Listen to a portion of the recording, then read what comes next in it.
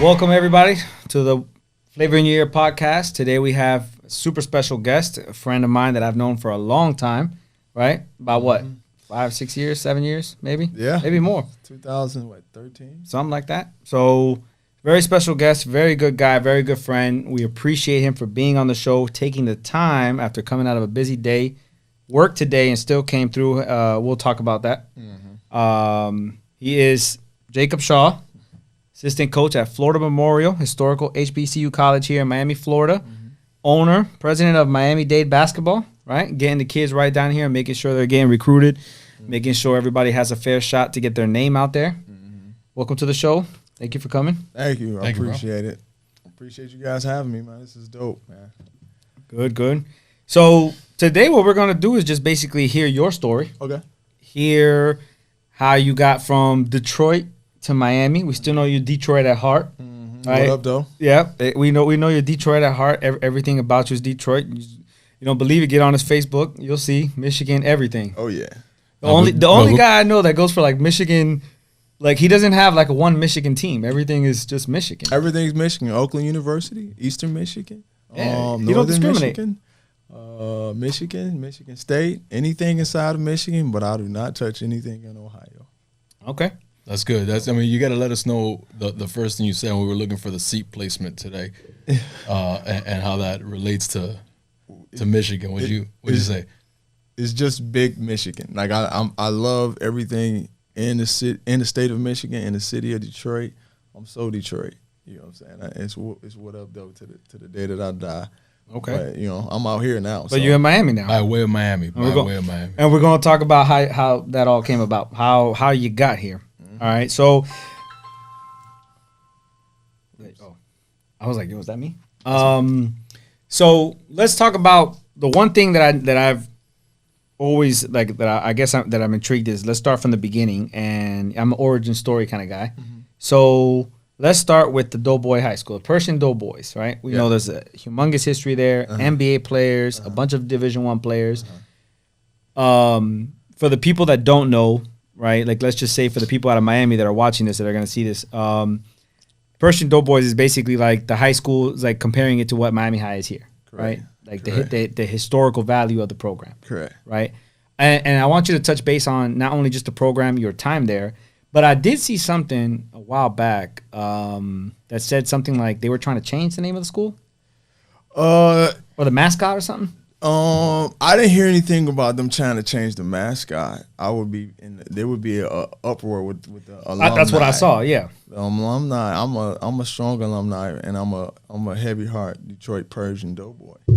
And the history of Detroit Pershing starts from the 60s and the 70s. For me, it started with Steve Smith. Right. Steve Smith was one of the most influential high school basketball players to come out of Pershing. You know what I mean? You had Spencer Haywood. You had Spencer Haywood. You had Kevin Willis. You had Cahill Fielder. You know what I mean? Keith Appelin. You know what I mean? The history goes on and on. I only lost 9 games my whole high school career. So in 4 years. In 4 years. You know what I mean? And it goes to show Coach Johnny Ghostin was our head coach, and he's legendary out here. I say his name out here, and it's crazy because a lot of the college coaches, they all, oh, man, we know JG. Come on, Hoss. Yeah. That's where we got the name Hoss from, you know what I mean? And we emulate his style and his style of I emulate his style of coaching, his toughness, the way he bred guys, and the way he stayed. He was a big impactful figure in the community in Detroit. You know what I mean? Detroit is basically bred around Pershing high school basketball. It breeds those kind of champions, and it's a tough situation if you walk in there as a freshman like I did, and then no one ever seen you. It's going to be a tough one, man. You know what I'm saying? Because you got to deal with a lot of 6'7", 6'8". Oh yeah. I mean, you alone, you 6'6", right? 6'7"? Me? Yeah. No, man. I'm 6'4". Yeah, right. Don't listen to that. I mean, everything compared to like us 6'4". shorties Yeah, over compared to here me, is you just 6'7", bro. Right. Everybody's a skyscraper. Right. I'm getting hot. Can I take this jacket off? Yeah. You know what I'm saying? I want to say, send a shout out to It's dope. That's a dope hoodie, bro. Yeah, man. Melody Conference. You know what I mean? I got Avery sent me this. You know what I mean?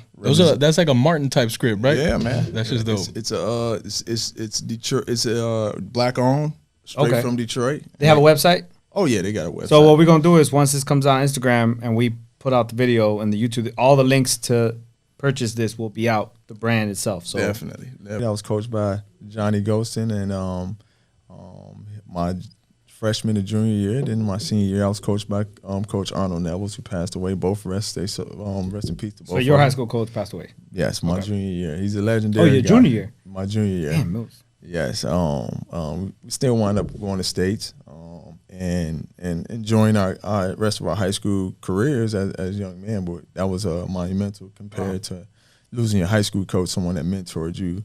Was it like a crazy, like unexpected, or was it like something that he had, like a cancer or something? Yeah, unexpected. Okay. You know what I mean? Heart attack. And, okay. And you know, it was a tough situation for especially us growing up as young men who needed that father figure in their life. You know what I mean? But he did a lot for us. You know what I'm saying?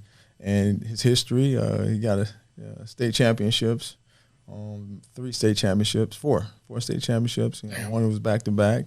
I only lost 9 games my whole high school career. I love to talk about winning more than I do individual accolades. You know what I'm saying? It's different coming from that program where it's more about winning. And if you average 8 points a game, you're gonna be fine. You know what I'm saying? I didn't average 20 points a game in high school. I averaged probably 10 points a game. You know what I mean? And what position? I played the 3 in high school, but I could play anything. I wasn't a point guard. I wasn't a great ball handler. I could shoot the ball pretty well, and I was guarding the best player every game. You know what I mean? I definitely was trying to make sure that we won and we stuck together as a team. And I used that as my teammates as brothers. You know what I mean? They were all brothers to me. So it definitely was a great experience for me. I love to win. And Pershing is the stamp of winning in Detroit. No, I'm not going to dog any of the other high schools that's out there, but for me, I'm a Doughboy. So what's the state title count? I think we got 9. 9? Okay. 9 state titles. So does the state championship over there work the same way it works here, or is there like a whole different? You know, like in Indiana, it's like the whole field plays each other. Mm-hmm. Here we have the different classes. Is it divided over there? Is it all the classes in one big tournament? How do you guys how does the state championship work? No, you got class A, B, C, and D, which is the class A is the higher classes. Right. We played in class A, which have the most populated schools, were the class A. The big schools. And you had class B, C. I mean, Miami Country Day was class B. We were class A. I mean, not Miami Country Day, Detroit Country Day. Detroit Country. Let's get that right. Yeah, Detroit Country Day. The Hoss played high school in Detroit. Yeah, Detroit Country Day was class B, and that's where you got the Shane Battiers, the Chris Webbers. They didn't want no smoke with us, man. So how many they guys did come to the city and see us, man? They're private school guys. How many D1 players did you play against, like just to get to your route, like? Or anyone like formidable that you can remember at that time? Jason Richardson. Okay, Jason Richardson was That's a big one. I don't think he had. This guy was so sick. I don't think he ever had a boring layup or a boring shot. Everything was spectacular. I mean, how many times did he win the dunk championship? We're talking about. Yeah, Jason Richardson. How many championships did he took? I think he won twice. Back to back, I think too, so. right? Don't quote me on that. You know what I mean? It's just revisions. No quotes. Yeah. We don't have statistics in front of us. We don't have the facts. It's off the top. Everything here is off the top. There's nothing prescripted. Nah, nothing prescripted. We basically out here freestyling. So, yeah, he was pretty good. I also played with Arthur Johnson, who went to Missouri. He was drafted he got picked up by the Denver Nuggets. Jesse King, who went to Texas A&M. They were all on my team. I had a bunch of Division I, Division II guys on my team. I went to junior college, so right. I wasn't a qualifier out of high school. So that was big for me because I always see all these other guys going big time schools, and I didn't get a chance to to show myself like that, you know what I mean? Because I wasn't a qualifier, but that just shows you handle your business first. Mm-hmm. Yep. And that's kind of what you're doing now. Yeah. Making sure everybody else handles it. Handle their business. So they don't go through the same mistakes. You Right. hear that? So how did you end up here? Like in Miami? How did you get down this way, down south? How did you come up here? It's just better opportunities for me. You know what I mean? But basketball brought you here? I came out here I came out here on a visit Okay. with some friends and wind up never going back. You know what I mean? It's a different vibe out here. I graduated from college in 2004 and I came out here and I loved it. And mind you, I came out here, I had no money. I had $0. I was walking around here with change in my pocket, living check to check. A dream. Yeah. With a dream. Yeah, I just Most of the people that come to Miami only come with a dream. yeah, man. That's actually very familiar story that I've heard before. It's just, you come down and whatever it is that enchants you, and whether it's the weather, the amenities, things like that, but people just say, this is where I'm staying. Yeah. You know what I'm saying? So all right. So 2004, that's right after college. 2005 is when I came down here and visited, and then I just kind of like never took my foot off the gas. Man. Okay. And so what was the first thing you latched onto down here? Like, what was the first gig that you got, or like really what kind of like major roots? I was at Miami Edison actually. Wow. I was at Miami Edison. I was a substitute teacher there. That's right up the road. Making right up the road. $95 an hour. I mean, $95 a day. I'd still be working right now. I'd be a substitute teacher right now if it was $95 an hour. Fuck, where's the application? Yeah, I'm ready to go. Making $95 a day. I was like, wow. You know what I mean? And living in a studio apartment, $800 a month I was paying it. And I was struggling with that, but I still found ways to figure it out. I'm still a Detroit city hustler. You know what I'm saying? So I figured it out on the back end. I just made sure that I had 2 jobs, and I kept everything steady, and I had goals and wrote down some stuff that some I did accomplish, some I didn't. You know what I mean? And then as a young man coming out in Miami by yourself, no family or anything, you just kind of grind it out, and hopefully people understand your story. Yeah, and that's the most important thing. Like, people don't understand sometimes. Sometimes people don't understand people because they don't understand what their motivation is, or like what they're trying to accomplish. Right? Only that person knows what someone is trying to accomplish. Right? Some people can say like they have an idea of someone, but they don't know why they do what they do. Right. You know what I mean? Like, there's a reason why everybody does something, or why everybody behaves a certain way or acts a certain way. Like, you don't know what motivates people. You don't know what people have going on just in the back in their lives. You know, what they're, like you said, you had goals when you came here. Some accomplished, some not. And if they're not accomplished, you're still probably working on them. Still, yeah, always still working on myself. Yeah. Always trying to get better, man. I'm getting older now, so my life has gotten a lot different, man. I'm trying to stay out of the way. I don't go out no more. This Miami nightlife is crazy. It's crazy. It's too much for me, especially with the corona too. You know what I mean? And I don't want to bring that home, but I definitely stay out of the streets, and I definitely love to be more in the house. He's at the house with Piston. Yeah, with my dog. Piston. I got a dog. We gonna post up a picture of Piston so y'all can see Piston. So where did you guys like meet up? I know it was like around 2013. You guys said, so you guys go way back, but like obviously, I think it was before 2013. To be honest, I think it was like because I started coaching at Miami High in 2012. I think It might have been. So it might have been a little bit. Maybe. But we talked about Pershing. Now we gotta talk about Miami High. Give a little context on that basketball program so we can see. I don't want to shed too much light on Miami High basketball. Listen, a little something. Let me just shed some light on it, man. They got some good pieces over there, man. See, let him do it. Let him do it. Historically speaking, too, Historically speaking, yeah. Historically, they got 19 state championships. 19 state championships. 19 state championships, man. Rest in peace, Shaky Rodriguez, the great. Yep. Rest in peace, Shaky Rodriguez, one of the legendary coaches come out of the program to do a lot.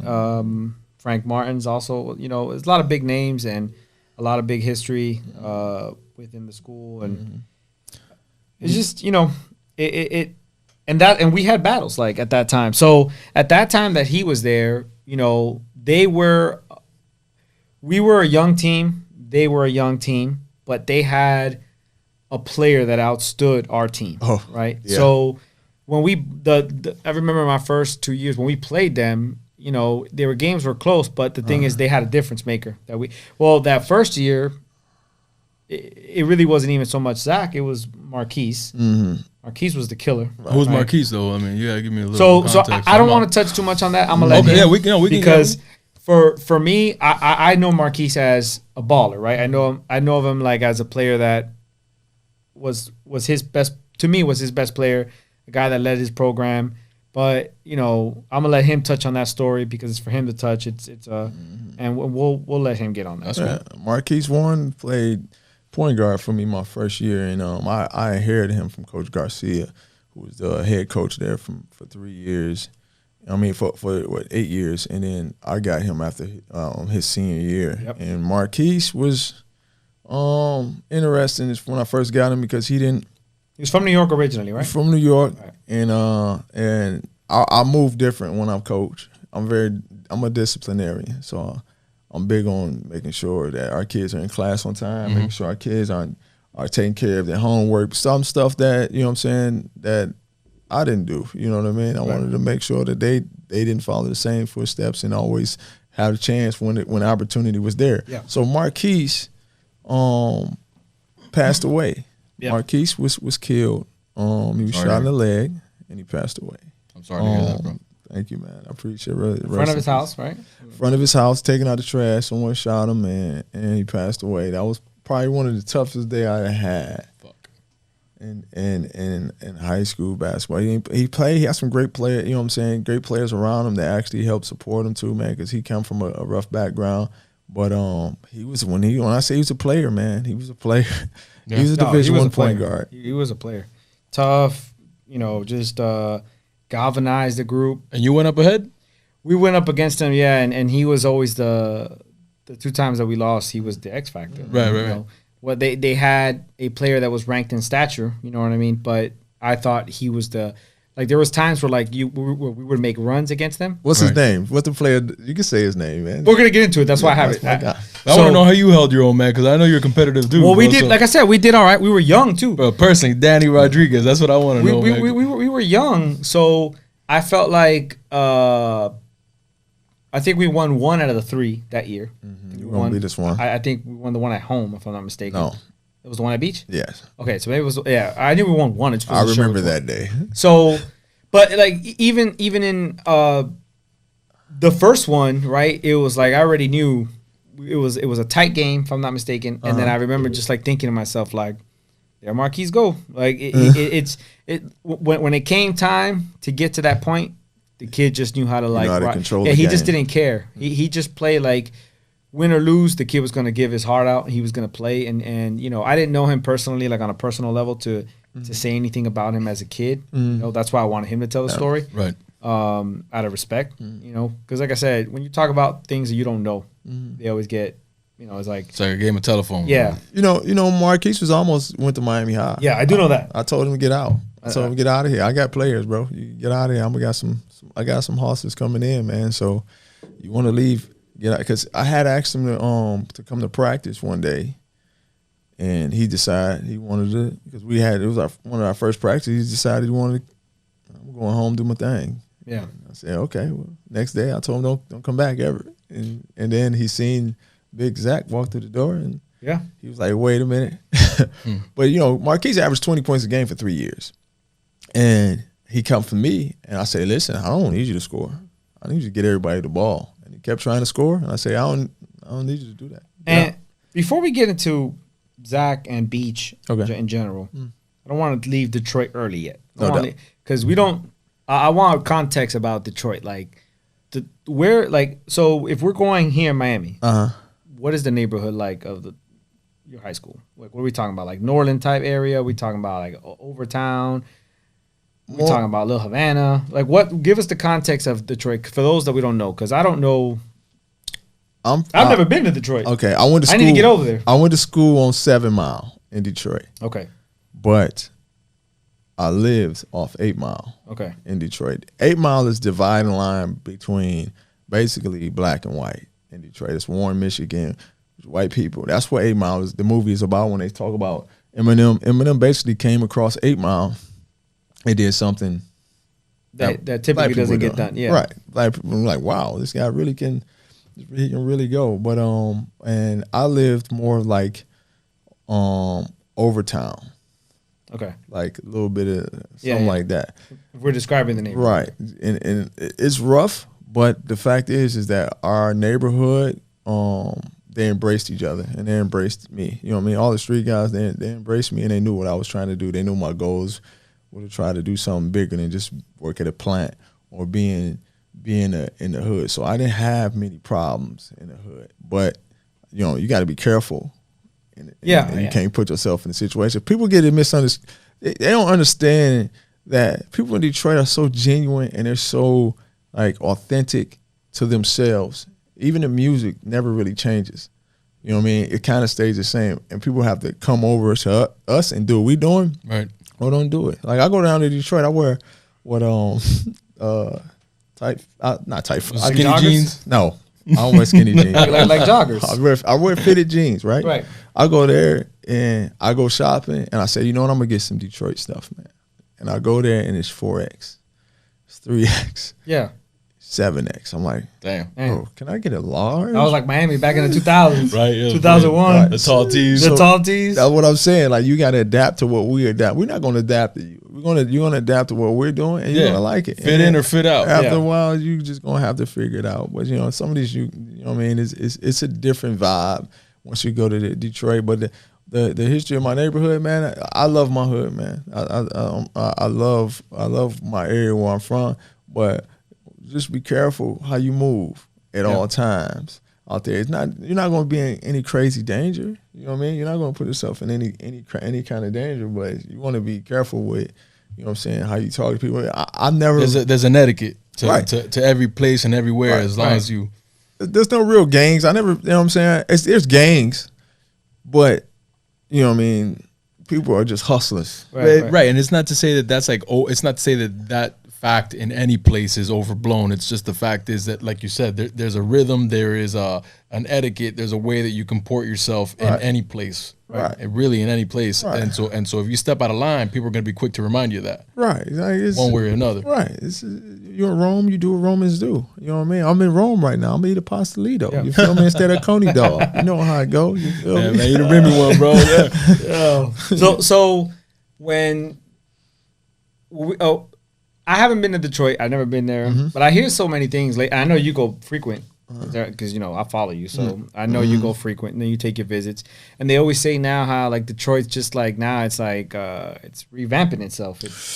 The downtown Detroit is like growing. Businesses are booming over there. It's starting to really take a turn. So is there a future over there for Shaw now that it's recoming? And I don't know how much we can touch on this, but I know because Shaw is a man of many trades. So I know Shaw's a barbecue tomahawk steak on the weekend, man. Oh, no doubt. Doing the pictures on the grill, and then I know we've talked. I know you've done like real estate investments and stuff like that. So we got stuff brewing in Detroit, or what do we got going on? Nah, nothing there right now. Okay. You know what I mean? I'm solely invested in Miami right now. I'm definitely doing everything I can do right here in the city of Miami. I bought my home here. I bought a house here. I had it built from ground up. Right. I saw the pictures. I remember. Oh yeah, amazing, man. And it's thank you, man. I appreciate it, man. We had what neighborhood you at? We're in Hollywood. We didn't want to give everybody everything because you don't want nobody pulling up on me. No, for sure. They can if they want to, but you know. Don't worry, we going over there to get some steaks chill, and man. Shaw's. That's like honestly, if we're we do the whole thing with the food. I mean, one of the things that we have to get to eventually is one of the places that I always like make my way out there purposefully to Hollywood, whether like on a Saturday. It's called Le Tub. Not to shout them out just yet, but no, it's like a legendary burger joint. Okay. And the reason they call it Le Tub is because they have toilets everywhere, or like obviously not functioning toilets, but they'll plant them. That's like the feature that stands out. But that's and I'll just like we'll drive around, we'll eat, and then we'll get to know the neighborhoods. There's some nice neighborhoods there, bro. Oh yeah, I live in a gated community now. There's no more hood for me. Forget about that. We're out that. Gotta check in with the toll house first. Yeah, I ain't going back to the hood. But you know what I mean. As far as like going back to Detroit and actually doing something, I mean, my dream job has always been to be a Pershing Doughboy coach. You know what I mean? But the financial situation Gotta be right. Yeah, it's not. Yeah. It don't add up. And certain things that I'm not willing to sacrifice, and certain things they're not gonna willing to sacrifice. So, I never went for the job or anything. When I even asked for a job, it's the first time somebody ever asked me about it. You know what I mean? But I kind of stay in my lane when it comes to that coaching. Twig is the coach out there. He's doing an excellent job. Twig Hill. Shout out to him. He's doing a great job. And I hope he win 20 state championships. You still go to the games and stuff? I'll be a fan. Yeah, I'm a fan. Yeah, I know it's hard because you basically coach it down here for the season, but it's hard. If you get up there, I will go to the fan. I do help out at this. You know what I mean? I ain't gonna. I donate. You know what I mean? Anonymously, but it's not anonymous anymore. But I definitely like to get back to the school and help out. You know what I mean? And I stay true to the environment out there. Dope. So now we'll get into the beach. Now we'll get into the beach. The Zach Brown. Miami High battles, just the whole night. What? So you started coaching girls. Yeah. Did you want to do that route? Like, is that no? Okay, so you just took it because it was open, or nah? I didn't. I was at.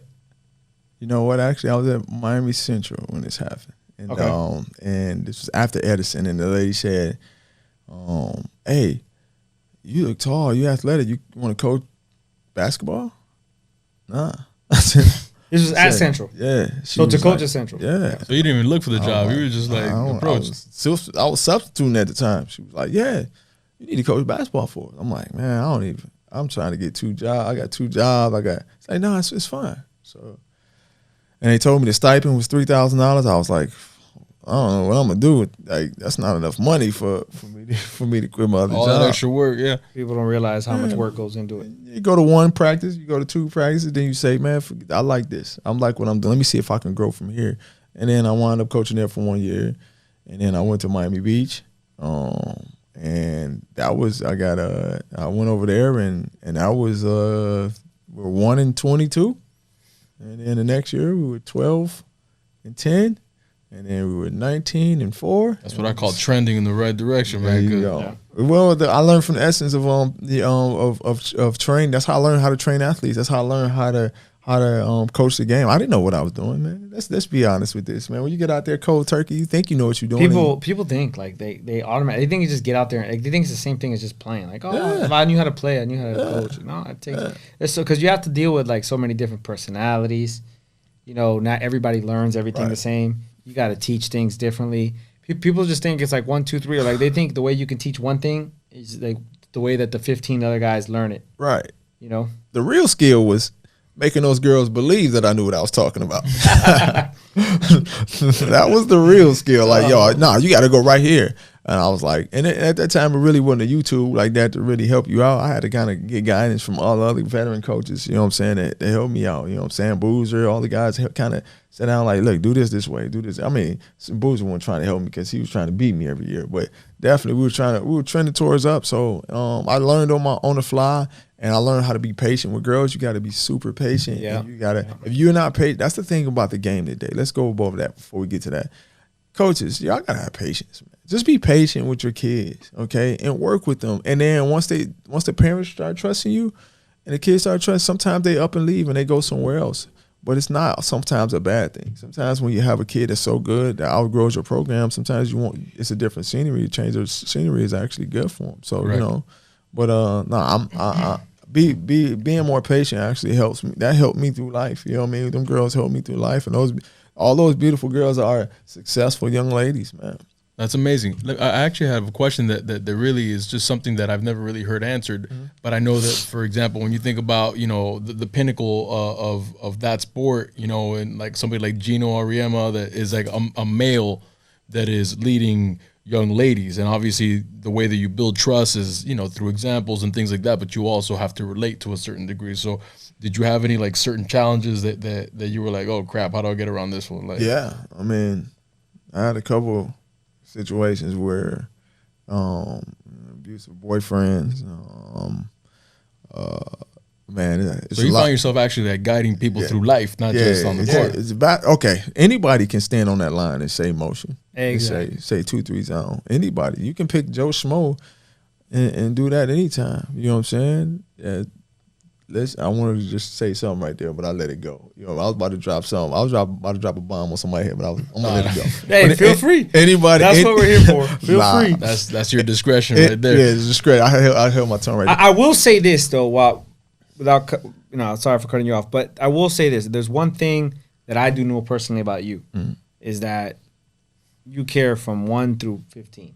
Like you care equally just as much about number 1 as you do 15, and that is one thing that, like, no matter what anyone says about a coach, or everybody has their belief about who could do what, who can't do what, whatever. But at the end of the day, if I know one thing about Shaw's in this game to help people, right? And that's what some people don't like. People on the outside, like the critics always have something to say about, like, oh, this guy can't do this, or oh, this guy can't do that, or he's not the best this. Like, at the end of the day, what people need to understand is that we're all high school coaches, right? We ain't nobody ranking us. You're just as important as the next man coaching at the other high school, right? And people tend to forget that sometimes. Like, this is not we're not having a conversation between Coach K and Jim Boeheim. Right. We're having a conversation between Shaw and Coach Lex and Andrew. Right. You guys are all have your purposes for your programs, and there's really no you all bring how am I trying to put this? Like, so you all bring something to your programs, but there's nothing that validates more than what you do for each individual kid. Right. Right. So in other words, how you treat your 15 players, the opinion of anybody else doesn't matter at that point. It doesn't matter, because the 3 coaches that I just named are guys that I know that they're always there for their players. They from 1 through 15, if they can do anything for those guys, they do it. And at the end of the day, that's what we need to be judging the coaches on, not what they did. They ran a miscue, or didn't press at the right moment, or didn't call a timeout at the right moment. At the end of the day, and it's hard to not get caught up in that, because we're all competitors too. Right. So that's why we kind of have that little competition, that judgment, because deep down, the things that we should value sometimes get overlooked because of our competitive nature. Right. And us as coaches, we got to understand, we got to value our kids a lot more. Exactly. And every kid is not going to go to college and play basketball. Exactly. But every kid should have a chance to go to college. You should have them. Sometimes some kids want to go to the military. Some kids want to pick up trades, whatever. But at least help them to get that option. And with girls and boys, I could tell you the difference right now between girls and boys. Let's talk about that. Okay. The girls and boys, totally different game. Girls, simple. Guys, complicated. Everything is complicated. Okay. Guys, girls, hey, I need you to go. I need you to shoot 300 jump shots, just like this. They're going to shoot 3,000 to try to get it right, because they want to impress coach. If he cares, they feel that you care, so they're going to be like, I don't want coach to come back and say I ain't shoot 3,000 jump shots. Guys, I'm going to shoot 300 jump shots just like this. Guys going to shoot 30, and they're going to be like, I got it. Yeah. That's it. I'm done for the day, guys. I got it. Guys think they know everything. There you go. And you gotta keep pressing. So I learned that real quick, like the being more tedious, having more reps and doing, it's kind of like they get bored real quick. So you got to kind of switch everything up and keep everything fast. Well, girls, they want to stop you and they want to say, should I do it like this? Or should I do it like that? Should I do it like this? Or should I do it like that? You know what I'm saying? They want to help themselves. They want to fix. They want to correct the problem. Guys, they think they got the problem already corrected. Right, yeah. But that's just men in general, though. You know what I'm saying? Yeah. I got it. Don't worry about it, baby. I mean, it's like, hey, are we lost? We ain't lost. We're not lost. Nah. I know exactly where we're going. That's usually what it is. Before the days of GPS, it's just like, how dare you ask me for directions right now? Like, shit, I know exactly where I'm going. Yeah. So let's get into the boys section. The time Zach Brown, which was a story that I think at the time that he was with you was a glorious story, right? Like, did it have a little bit of a turmoil? Yes. Did it comes with up and downs for you? Absolutely. Was it perfect? No. But I think the people out there, and most people will think nobody will disagree with this. Once it got out of your hands, it just became chaos, right? It wasn't. I think what people saw, if I had to put it in a way of words, I think what people saw when Zach left Beach is exactly what you were dealing with. The only difference was you kept it under control, right? In other words, you kept things in house. Mm-hmm. You kept things in like it's not like to say there was no chaos or there was no turmoil and that everything was perfect. Absolutely not. But at the end of the day, man, listen, I remember one day Shaw, we'll cut this out if he wants it cut out, but I remember one day we were with in Orlando, and I think we were staying at that spot with that had like the little indoor court. It was like the hey, you know what I'm talking about? Yeah. And I think I remember like waking up in the morning and somebody accused Zach of stealing something or something. I think I don't know the story if he did or he didn't, mm-hmm. but I do remember that all I remember was like you locking up that door. Everybody was outside. You went in there and you handled business with them.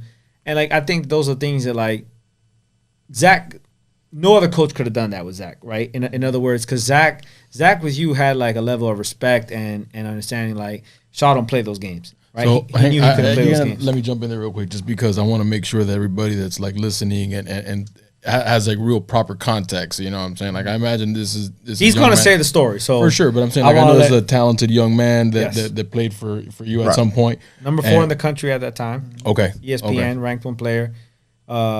Number 1 center in the class at that time. Number 4 in the country, if I remember correctly. Big time player. Committed to UConn. And a lot of schools chasing him, down since a young age.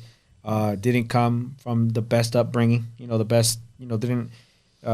Even though he got taken in by someone that sheltered him from certain things or whatever, but even before that, just life was already. It was like he was born to somewhat fail, given his environment and his circumstances.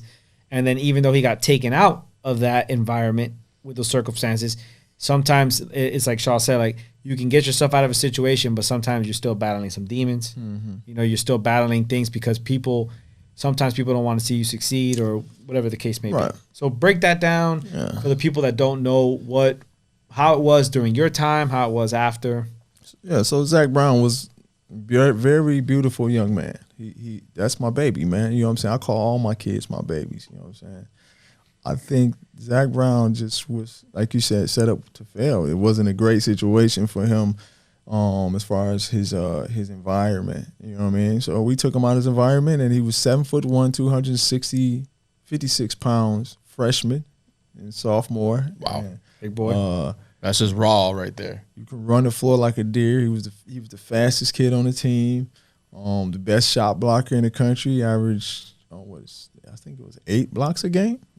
Jeez. 8. He was like 15, 16 rebounds or something. 8 blocks a game with like 20-some points, 17, 18 points. It sounds like he had a motor. And yeah, it was ridiculous, man. I remember one game, man, he was like, Coach, he missed a couple layups, and they were bad layups. Like, I'm like, Zach, what are we doing here? And he's like, Coach, I don't know what's wrong with me, man. I can't score, man. I'm just off. He said, I tell you what, just tell all the guards to let their players drive to the basket. I'm just going to block it and send it back, and everybody just go get layups. I say, that's stupid. He said, Coach, I'm going to do it. I'm like, nah, man, shut up. So sure enough, they huddled up, and he told them the exact opposite. I told him, like, listen, just let them drive. I'm just going to block every shot, and y'all just catch the ball and go down and make layups. And for about 8 possessions straight, it was just straight blocks, layups.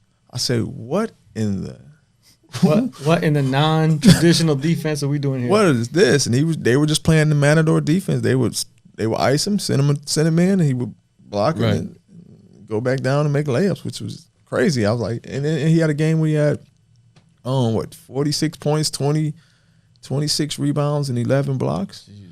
And it was in one game, and I don't even think he played the whole game. It was against LaSalle. I remember it because I had to go, because when somebody told me his stats, I was like, man, Ain't nobody got them kind of numbers, man. That's just crazy. I said, Those Doughboy numbers. I had to go back. Yeah, man.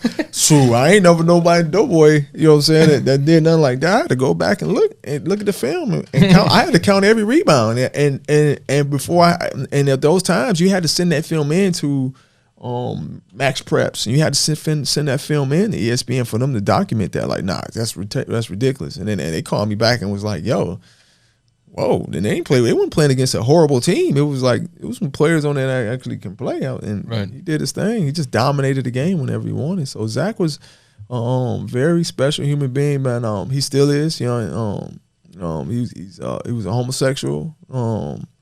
He's gay. I'm not homophobic. I know who I am as a man. You know what I mean? Shout out to my fiance Vonnie. You know what I mean? So I'm turning that page, but I know who I am. You know what I'm saying, as a man. So I wanted to make sure that he was on the right path. I think the people around him got above me once they see me doing different things with him to help him evolve his game, not only his game, but his lifestyle. Sure. Yeah. And they wanted a part of that. And when they cut in, it got to be a disaster instead of like understanding. It definitely went downhill. It went downhill, but he's what, 25, 26 now? He still has a chance, you know what I mean? If he does what he's supposed to do, you know what I mean? Right. I'm not giving him no money, you know what I'm saying? I'm not going to give you, you know what I mean? If you want to help me, if you contact me, he wants me to help find him a job or help him with any kind of situation, that I'm more than welcome to do that. But as far as like me going out my way to he has to prove a couple things to me first, that he wants some stability in his life. Right. You know what I'm saying? He's been in and out of jail a couple times. Right. But at the end of the day, I'm gonna tell you like this: he put on my jersey. Once you put on my jersey, I love you. You know what I'm saying? Once you put that jersey on one time, and I say you're on my team, I mean you were on my team. I mean you were one of my kids. So therefore, I'd have it's a different level of respect that we're gonna have for each other. So I want to see him be successful. I do, you know what I'm saying? I don't know what he's doing now. You know what I mean? We've contacted each other when he was in and out of jail, so they're going to do a story on him, hopefully, you know what I'm saying? And he can change a lot of people's lives. But him being gay actually would have helped a lot of other people, and that's what I want him to understand. Like, there's a lot of people in your situation that's stuck in that box. You can get a lot of people out of that box, and you can do stuff the right way, you know what I'm saying, and make sure and prepare your career along with other people that's going to gravitate to you. You know what I'm saying? I just watched a kid play today with one arm. Wow. Yeah. If you would have seen this, it was amazing. I didn't believe the hype. Is it the kid that I've been seeing on like the social media circuit? Yeah, it was in our gym today, man. Scottie Pippen was in there too. But today, this kid was amazing. Amazing. I was like, this kid hit a kid with an in and out and went to the basket strong like he had forearms. Wow. So to tell me Zach Brown, like, that kid has a handicap.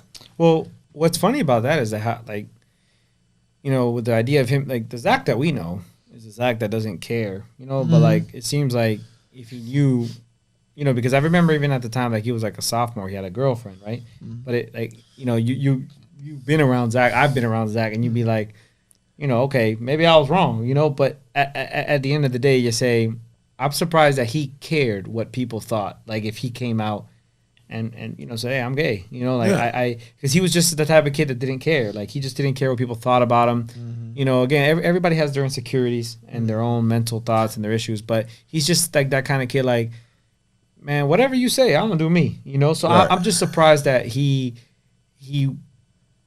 would care.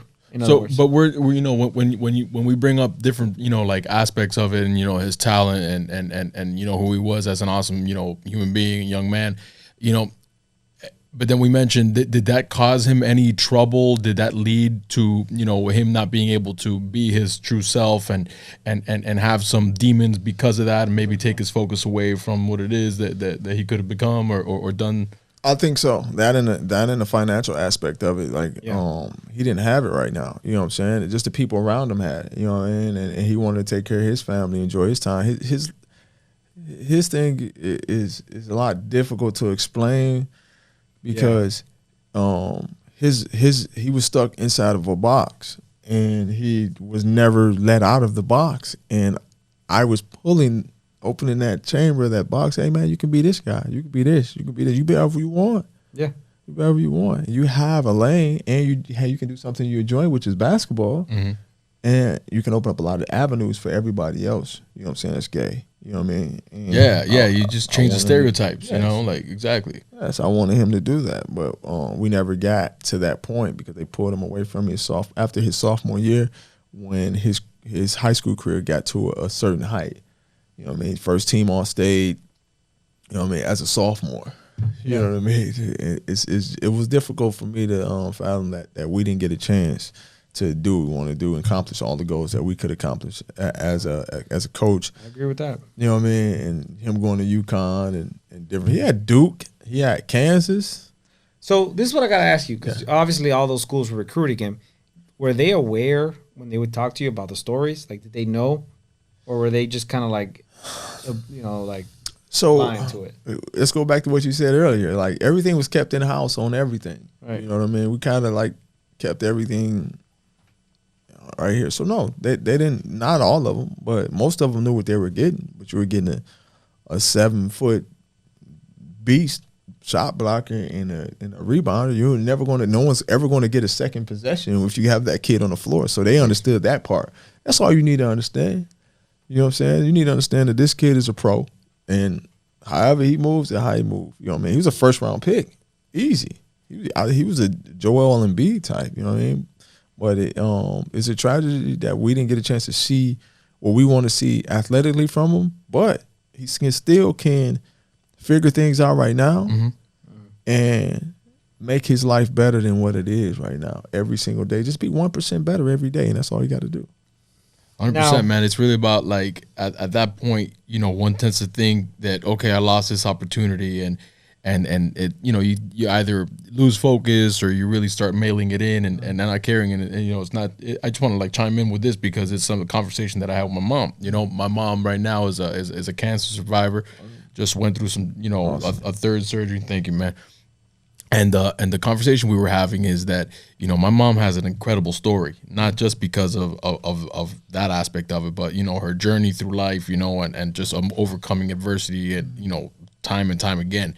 And it's like, you know, at her age, and she'll consider that, you know, not necessarily in the negative aspect, but I'm like, look, man, right now you have been given an opportunity just by standing here and breathing this air to be able to share what the down and the valleys were, and how do you get up out of there? Because there's a lot of people that maybe aren't as strong as you, you know, or there's a lot of people that think that just because they made one mistake or they missed an opportunity, that's it, the bus left. That's not the case, you know. So I really, you know, without knowing the young man, I really wish him well, and hopefully he can rebound, not, you know, no pun intended, from whatever situation he finds himself in. Yeah.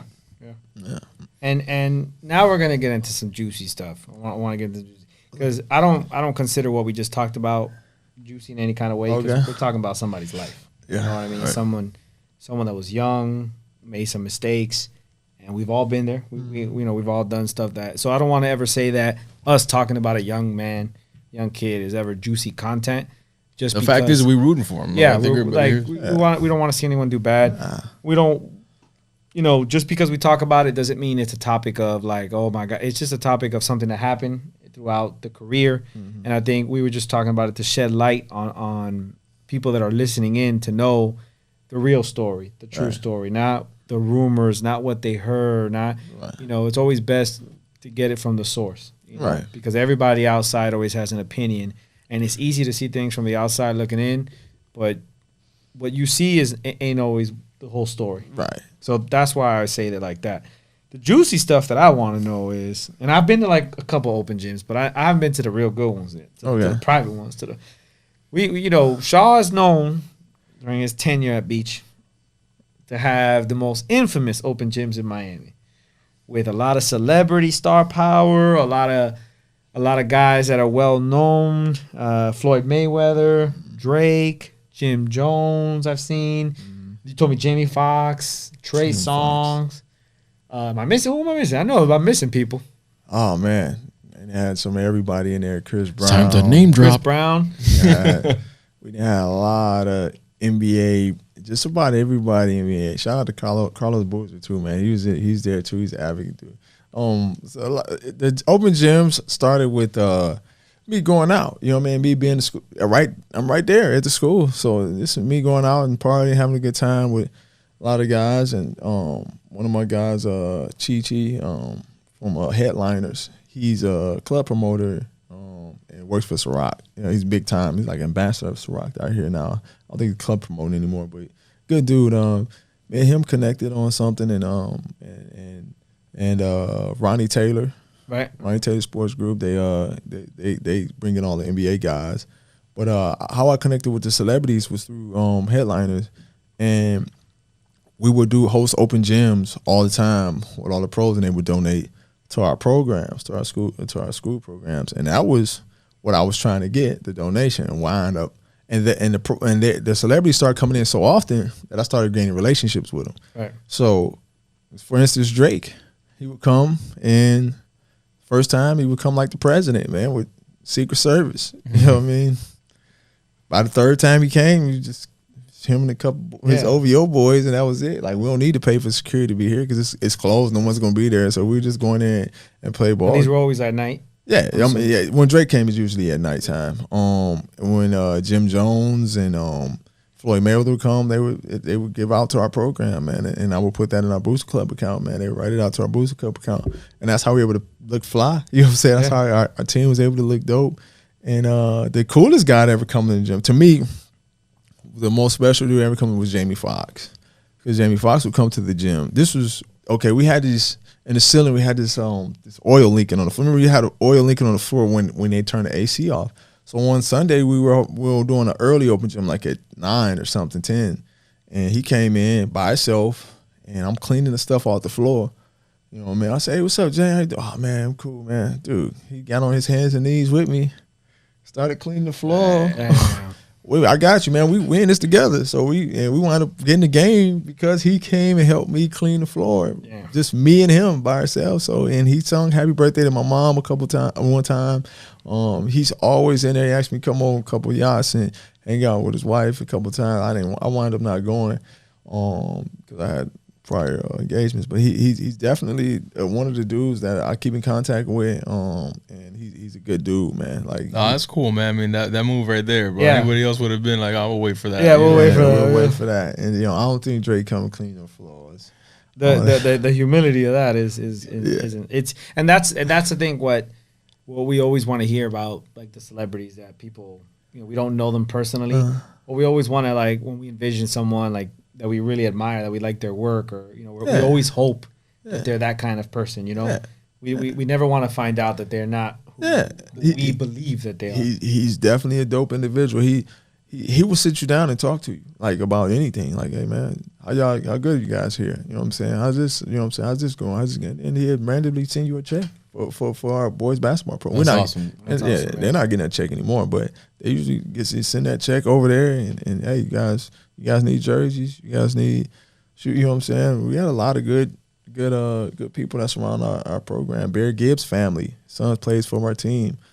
He helped. He's a supporter of us. You know what I'm saying? Of Miami Beach basketball. So we had a lot of guys. When you say that name, that's BGs. The BGs. I was gonna say the Gibbs. That's amazing, dude. Lucas Gibbs played on. He's a senior now at Miami Beach right now. We recruit him at Florida Memorial. So that's tremendous. He's a very good player too, man. And he helps our program, comes to our games.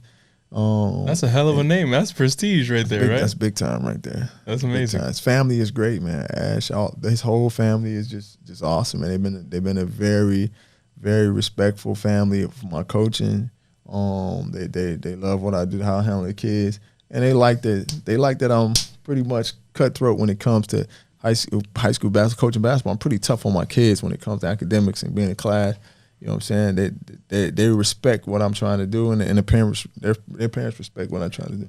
And let me tell you, bro. Like, I mean, to a lot of people that that time in their life is so far away. I'm 35 years old. Don't know anybody, but so I remember the coaches that I had. And I can already name maybe a few that left a lasting impact. So, and they cared. But it sounds like to the level that you're invested in these young people's lives, man. That's something that it's like a surrogate father. Yeah. You know what I'm saying? Yeah. So that's amazing. Yeah. You know, like the fact that you're putting that back into the community, being a transplant, you know, and being in Miami now. You know, you're a Miami guy, obviously. I don't have to tell you that. Now. You know, But go ahead. and no, yeah. So that's a big deal, dude, because you know we want to keep injecting that into what we're putting out into this community, right? Right. So I appreciate that, dude. That's some pretty amazing stuff, man. I appreciate it. That's a good first guest. Wait a minute. Did y'all want to know some who I did not like in the open gym? I mean, please. Guys. If you got some, we want to know who the hoopers are. Let's open some eyes up real quick. All that we want. All who of got that game? Who because I used to see the pictures in some of the video clips that you would drop. So that's how I'd be like, man, what's going on over there? It's like a show going on. So one of the guys that I did not like in the gym was James Harden. Okay. James Harden. So Kyrie Irving comes like maybe 3 days before him into a workout, and he has some crazy, insane workouts. We put dots on the backboard and he is insane. But Kyrie Irving comes in, he greets everybody. Everybody hugs, his love for everybody. Take pictures. Everybody, hey, bro, come on, let's take. He asks you, let's take a picture. Coach, come take a picture with me, man. This your gym, bro. Yeah, he's like that. James Harden, oh man, I told him he couldn't come back. I said, you want to come back? It's $1,000 an hour. I told him straight up, like, $1,000 an hour. You want to come in? I made it outrageous because he came in and didn't want to take pictures with the kids. Tried to have me kick all of the kids in it. Right, we just got finished with practice. I need all the kids out of the gym. It's just people talking to me. I say, that's your gym. I say, nah, I ain't doing that. I say, he don't want to take pictures of kids? Fine, don't take pictures of kids. Don't talk to the kids. But, bro, I'm not making these kids leave. They see these public people all the time. I'm not doing that. Yeah. So he wound up coming in, getting his workout in, didn't say nothing to nobody, picked his keys up and left after his workout. I was like, man. And then they called me the next day for him. I said, absolutely not. I said, $1,000 an hour. I said, I don't like the way they act. I don't like their demeanor. Ain't about the money at that point. At all. It's integrity. Like, bro, you think you are. Like, you're better than everybody else. Well, for me, honestly, I'm never going to be afraid to do the little things or talk to everybody or do, you know what I'm saying? I will talk to everybody, especially if you got that kind of celebrity status. Yeah, him and Chris Brown. You should. Oh, Chris Brown too? Chris Brown is not a good guy to have in the gym. Like, we just had too many issues. But he's a hooper. Oh, he's a baller. He can hoop now. Oh, yeah? Oh, yeah. You'll get that work, but he gonna call a foul if he miss. Oh, God. That's the problem. One of those be the Love ones that. I don't like. Those will be the ones I don't like. And then his boys. That's how he plays. Yeah, right. That's be the ones I don't like. His boys will scream at you. His boys will get mad at you. He'll scream at his boys and he'll belittle teammates. And I didn't respect that at all. So me and him, we got in the cahoots. But if I would tolerate absolutely no disrespect, and I hope he does the same thing. But I feel like I got disrespected. You got to protect your environment, bro. Yeah, that's your domain. Yeah, like, of course. We are men here, yeah. So let's act accordingly and let's treat each other with respect. And at certain points and we were playing open gym, he didn't respect anybody in the gym but his money. And I don't care about your money, bro. Nah. You know what? That kind of reminds me. Like, I'll just make that comment. I told you about this the other day because I grew up like I didn't go to Miami High, but my dad was a proud stingery, and like one of his best friends growing up was I think like a teacher for many years at the high. He lived right in the corner, and you were just literally adjacent to the asylum, right? The famous gym right there. And you would read in the newspaper how there was just like an open gym or something like that, just a bunch of pros, and that to me just boggled my mind, right? Because I'm like, oh, they actually convene and play, like that, like in a regular gym, not during the NBA season or like college season or like it was that would just blow my mind that place was so star packed, in a random gym, just to hear that wasn't the only place that happened. That's pretty amazing. Just to bring all of those guys, and they all stayed on South Beach and. It was just a dope situation for the kids, for the school, for the community. You know what I'm saying? There was always a great vibe with the kids in the community when it comes. And they made money for the kids. You got nice shoes, you got nice warm-ups. Everybody asks, how they got so much stuff? This is what we do. Make sure that they look, even though we won't win no championships like that. You look good, though. You look good. So you should have told James Harden. He's like, man, Jamie Foxx got on the floor on these in this hardwood, man. Well, you know what? I'm not even worth it. I wasn't even gonna, like, he was so arrogant at the time. This when he was playing for Houston. He said he was so arrogant at the time. I think he had just got to Houston that year.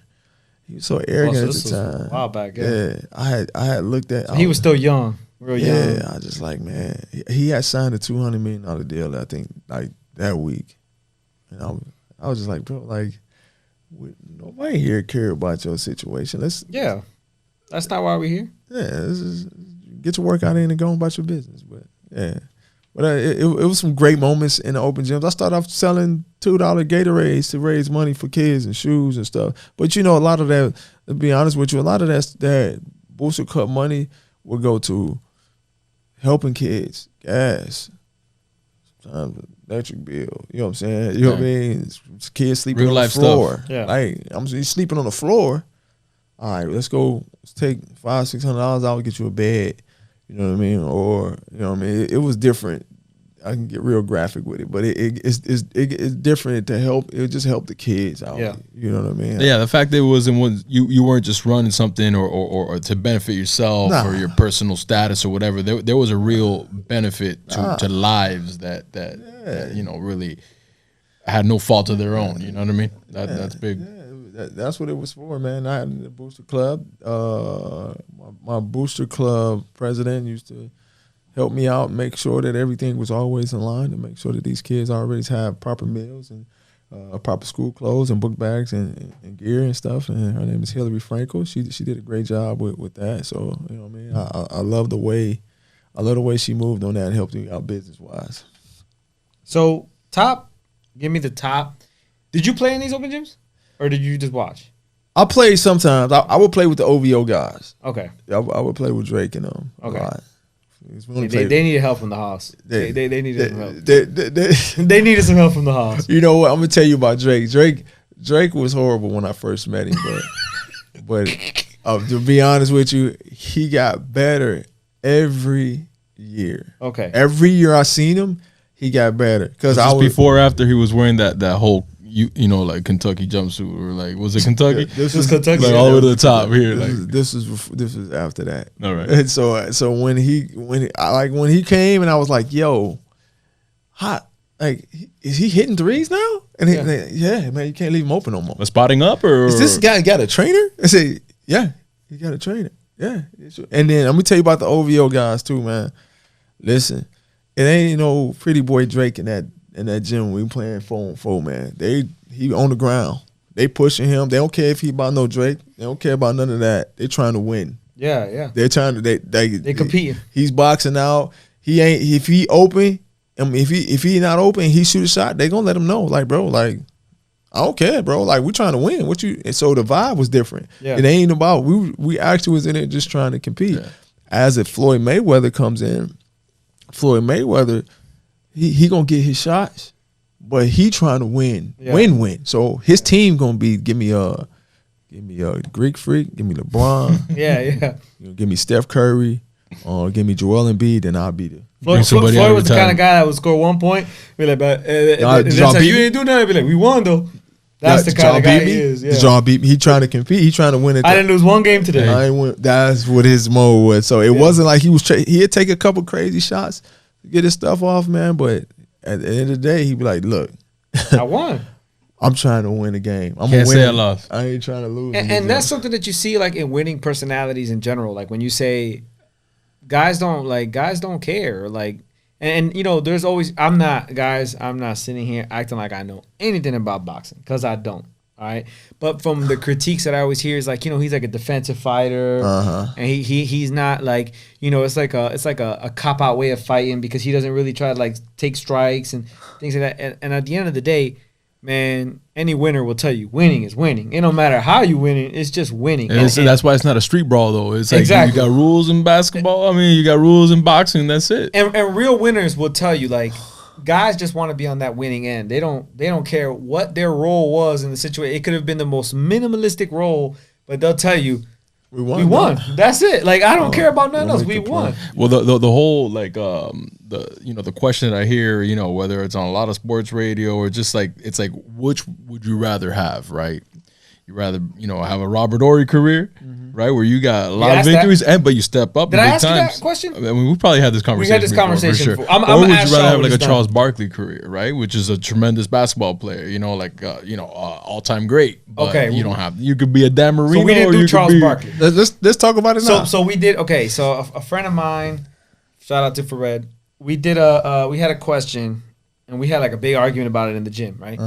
And it was, would you rather have? And he phrases the question in a way that is because he knows he's losing one way or another, right? So he phrases it in a way that makes you pick his way, right? So in other words, would you rather have Robert Horry's career with all the championships, right? The winning legacy that he has, right?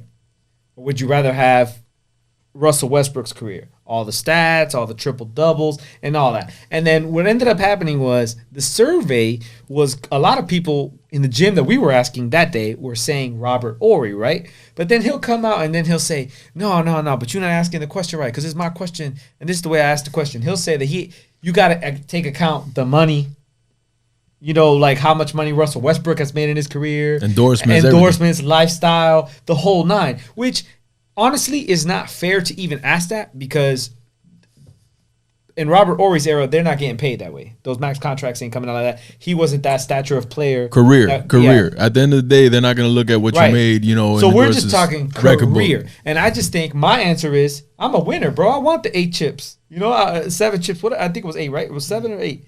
But I want that. I want the yeah, chips. but the thing is, it wasn't like Eddie Curry on like one of those Heat championship teams. Like, he had like big moments. Pivotal moments like that. And that's my thing. He's like, oh, but he's not a Hall of Famer. And I was like, it doesn't matter either. Whether we think he's a Hall of Famer or not, and he's not in, right? It's irrelevant to me. He was not like a guy that sat at the end of that bench. He knocked down shots that won people championships, that made other people's on that team's career. Like, and that's just like, it's not like a mute point where you're saying, oh, he just didn't do nothing. Man, he was a big piece of those championships. Yeah, 8 rings, man. He's a Hall of Famer to me, man. Like, let's pencil that in. Like, he's a guy that need to be put. He's a Hall of Famer, man.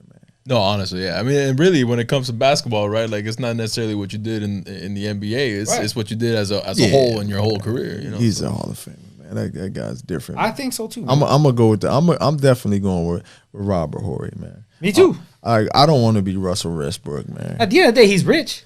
He's still rich. Yeah. No, you don't have to feel bad for anybody. Yeah, there's no pity party here. None of them are going home to a they're not going home to like an empty plate. Right. So they both rich at the end of the day. Yeah. If you gotta look at it like this, man, like you go win 8 championship and you can't figure it out on the back end to get how to get money.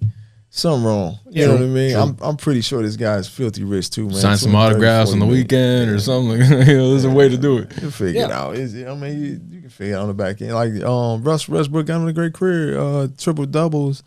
But what are you impressed with? Are you impressed with triple doubles now? I'm not impressed with triple doubles. I'm not. Because at the end of the day, I still want the winning situation. Right, so like to not me, just that, but the way that the game is played now. I mean, that's a whole separate conversation we could have forever and ever, right? It's just like I'm not saying it's any easier. I couldn't do it. I could probably couldn't even get a shot off. But at the end of the day, he puts in work. But it's when you look at it from afar, it's like shit. Do you rather I want the 8 chips. Yeah. At the end of the day, that's a heavy bag. Yeah, I want the 8 chips. Yeah, Dave, I'm still rich. Yeah, I'm gonna figure it out on the back end. So.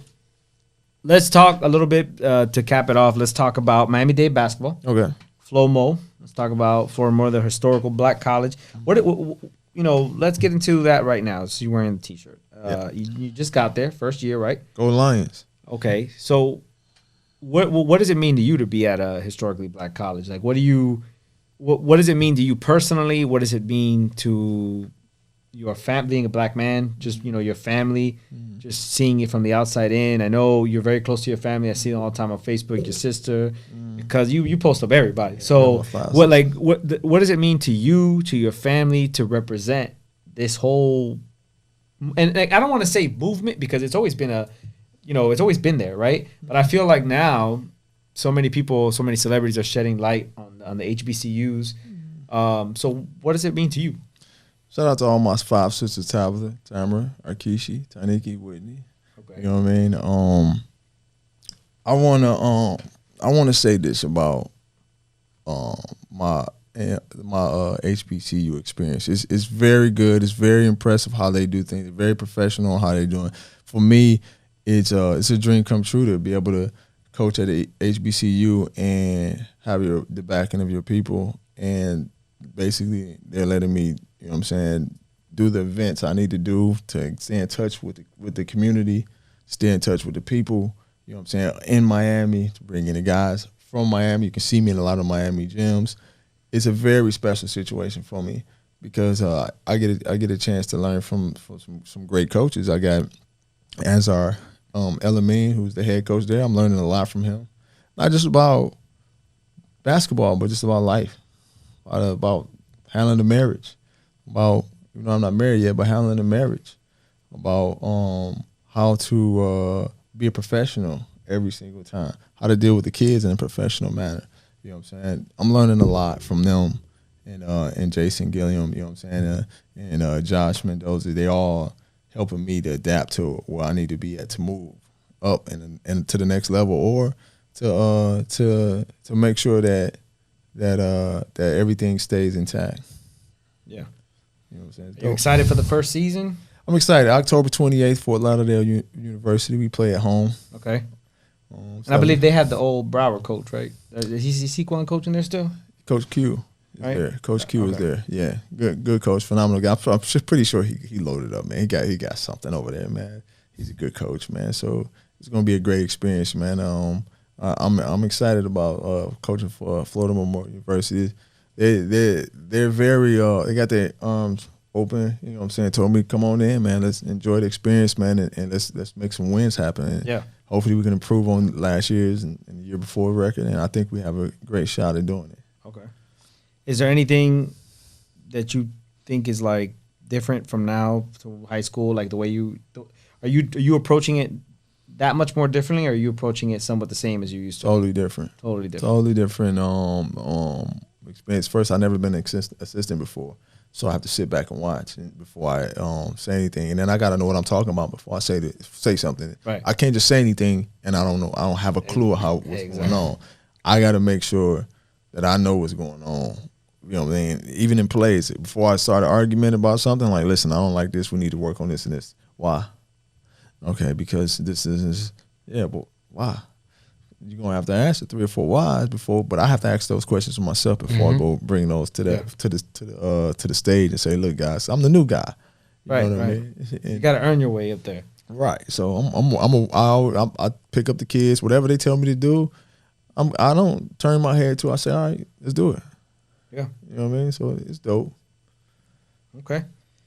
Well, Shaw, we appreciate you, coming on here, telling your story. We learned a lot. We hope the people out there learned a lot about you, learned about your time at Beach, maybe misconceptions with Zach, and we get to hear the right story, right? The way it needs to be told from the person that we need to hear it from, right? Not everybody else's opinions that were not around and that didn't know the kid on a personal level like you did. And Miami-Dade basketball. Miami-Dade basketball. You got any events coming up soon? Not yet. I'm doing stuff at Florida Memorial right now. We just got all the rankings they just put out and everything, and you know what I mean. Some of the top players in the city that we got coming out. No events right now. Just steady using the website and the social media to try to get it done. You know what I mean. Anyone who's got your who's got your eye in Dade County? I like the Boozer kids, man. I like the Boozer kids, and I like Justin Johnson. He's a dope kid. I saw recently you. Yeah, he's tough, man, and I like Marcus Allen at New Orleans, man. And you can't turn your head against the New Orleans kids. The New Orleans kids are tough, man. So that's one thing. Lion runs a tight ship over there. So yeah, it's dope, man. It's one of those programs where you gotta do things the right way. Yeah. If not, you're gonna get your head chopped off. Yeah. That's one of those type of programs. So we hope we're gonna put all the links. We're gonna put all the links to Miami-Dade basketball. One more shout out. No doubt. One more shout out here. Man. Melody Conference, you know what I'm saying? In Detroit. You go ahead and get you one of these sweaters, man. What up, though? What up, though? There you go, right there. There you go. We got to get it together. Hook me up. You know what I mean? Yeah. What up, though? Go ahead and get you one of them hoodies, man. That's a good looking hoodie. And purchase those and support black-owned businesses. Yep. I'm gonna do it. You know, and everybody else should too. I appreciate you, bro. Hey, good luck on everything. All right. No problem, man. Appreciate you coming through. We're gonna put all the links to Miami-Dade basketball. Melody Comforts. Yep, we're gonna put the links down below. Please make sure you like, subscribe to the channel. Thank you for listening to the podcast. Tune in next week. We'll have another special guest. Appreciate everybody for tuning in. Appreciate you. Thank you guys for having me. Thank you guys for having me. I appreciate it. Awesome. Appreciate it.